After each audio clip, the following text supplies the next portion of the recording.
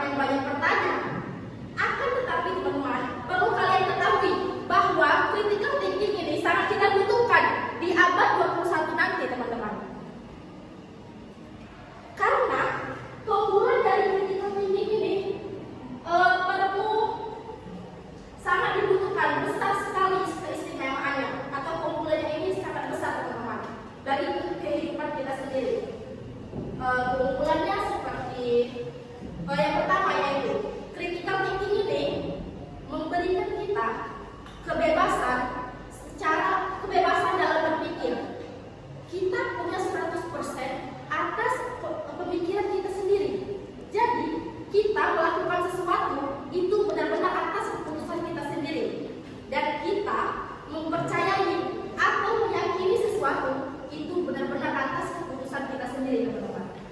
Dan manfaat yang kedua dari critical thinking itu sendiri yaitu kita lebih percaya diri atas opini dan argumen yang kita miliki teman-teman. Manfaat yang ketiga, kita menjadi lebih open-minded atau lebih bisa menerima segala bentuk argumen dari orang lain. Dan manfaat yang keempat yaitu kita memahami nuance atau lebih meningkatkan fungsi dari literasi itu sendiri teman-teman.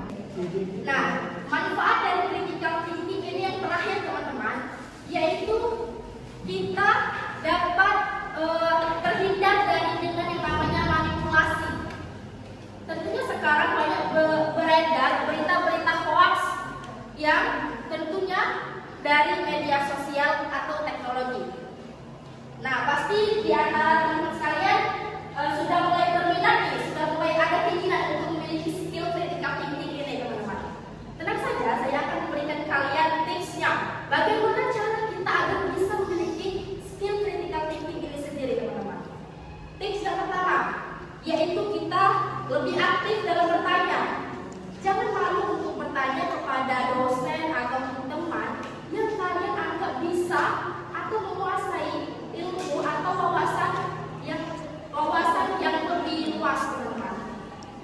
Yang kedua yaitu teman-teman tipsnya, kita lebih bisa.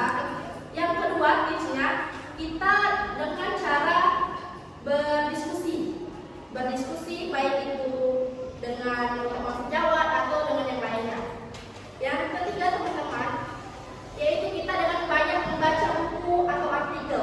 Dengan banyak membaca ini, tentunya kita dapat menilai sesuatu dari berbagai sudut pandang. Tips yang keempat yaitu kita memiliki